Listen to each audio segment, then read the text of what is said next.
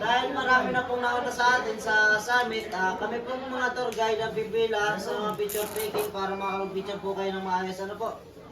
Saka po yung pag-akit po natin, hindi po kailangan ng mabilisan. Ito po ay dinadahan-dahan lang po. Pag kailangan po ng pahinga, magsabi lang po kayo sa aming tour guide para ayos po yung pahinga natin. Tsaka po yung mga basura po natin, maliit man o malaking bagay, kailangan. Halika, akyatin natin ang Mount Daraitan dito sa Rizal.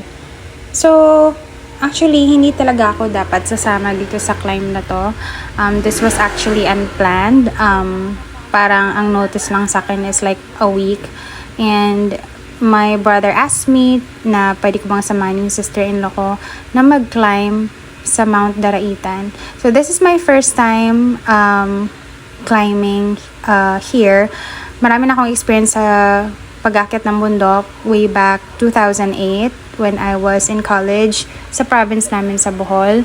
And I've been in Mount Pinatubo and also in Mount Manabo in Batangas. So, ito yung first time ko na umakyat dito sa Rizal. And sinasabi nila na pwede daw tong pang beginner, pero hindi talaga siya pang beginner. Sobrang hirap niya. Siguro I will rate this from 1 to 10 ng level ng difficulty. I would rate it 9. Sobrang ganun siya kahirap. So ayan, we're trying to ascend na papunta sa mountain. And ito yung sister-in-law ko. And together with her peers from yung kung saan nag-aaral yung mga anak nila. So, at ako lang talaga yung dito, galing sa ibang, para ako yung dayo dito. So, ako yung joiner. So, ayan, nakakasalubong namin yung mga nag-climb ng madaling araw. So, pababa na sila. So, siguro ayaw nila yung mabutan ng, maaraw na. And, this is like around, I think, 6 or 7 a.m. when we started our ascend. So, ayan. Chill muna kasi medyo hindi pa ganun kahirap. So, medyo steep na yung daanan natin, no? Yung daanan niya is medyo tricky kasi more on mabato and at the same time, hindi pantay yung yung lalakaran mo. Sobrang steep niya. Ito yung pinakamahirap na climb ever sa lahat ng experience ko. So, nakikita niyo naman na talagang grabe pa, na talaga siya. Sobrang pataas na ng pataas yung kung saan kami. And ito yung aking mga kasamahan. Nagjo-joke lang kami dyan, mga nagtatawanan para hindi masyadong seryoso. Alam mo yun, parang you just enjoy all of those trails na madadaan mo. So, parang ayan, nakita yung mga portion na may mga puno na parang may mga ugat na, alam yun, pwede mong saan pwedeng yung mga monkey pwedeng mag-sway doon. And ayan na naman yung trail na parang hindi siya matapos-tapos. Ganyan talaga siya most of the time. O, tingnan nyo naman guys. Sobrang, nafe-feel nyo ba yung level of difficulty? And then, medyo, medyo mabasa-basa din yung mga bato. So, ingat talaga kasi, hindi, baka madula. So, ayan yung mga cliff mountain ng Mount Daraitan. So, careful din kayo sa banda dito kasi dyan sa pwesto ko na yan, paglingon mo yan, bangin na yan. So, talaga nagbuwis buhay talaga si girl para lang maka-video at makapag-picture ng sobrang gandang talaga yung location. It's very worth it talaga yung pag nandun ka na sa taas. Lahat ng pagod mo is talagang mapapawit, mawawala na parang bula. So, I've been climbing since 2008 and siguro mga 3 bundok pa lang yung na-climb ko dito sa around Manila. And sobrang ang ganda ng feeling when you climb. I'm not sure especially iba-iba naman tayo ng preference, but naiintindihan ko lalo na yung nagka-climb ng Mount Everest. It's really is a passion. Hindi siya yung parang gusto mo lang mag-join or nang aakit ganyan.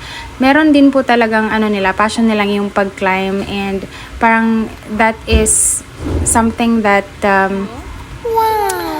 you can find a lot of peace, realization, And doon talaga yung parang yung satisfaction na nararamdaman mo. And for me, I can say that climbing is, or hiking is something that really helps me spiritually. Kasi parang inaano ko siya sa mga pagsubok sa buhay na kahit anong tirik, kahit anong hirap na mga pinagdadaanan natin, just like the trails that we're walking to, hindi ito maging hangad sa, alam mo yun, sa goal natin sa buhay. And of course, we always abide to God palagi. Whatever plans that we have, hindi pwede yung tayo-tayo lang yung nagpaplano sa mga sarili natin.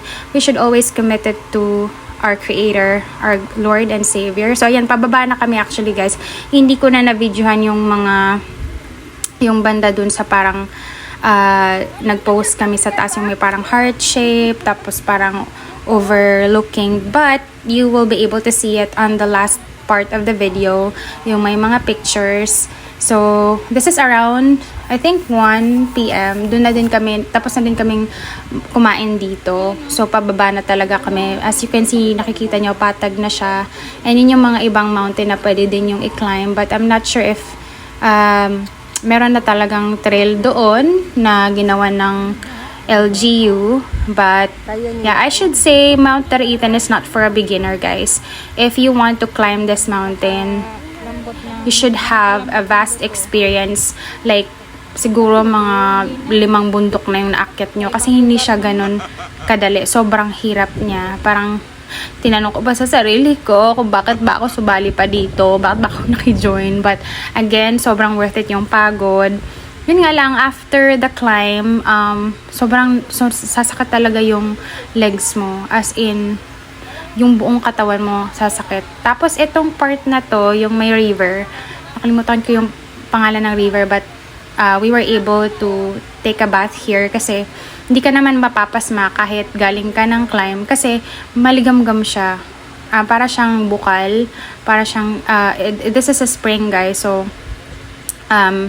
talagang yung pag nababad na yung tubig, yung katawan mo dito, sobrang nakakatanggal talaga ng pagod. So these are the clips naman na kuha from mga kasamahan ko sa sa pag-climb. So ayan, meron din kaming kasamang dog na guide. As you can see, ayan.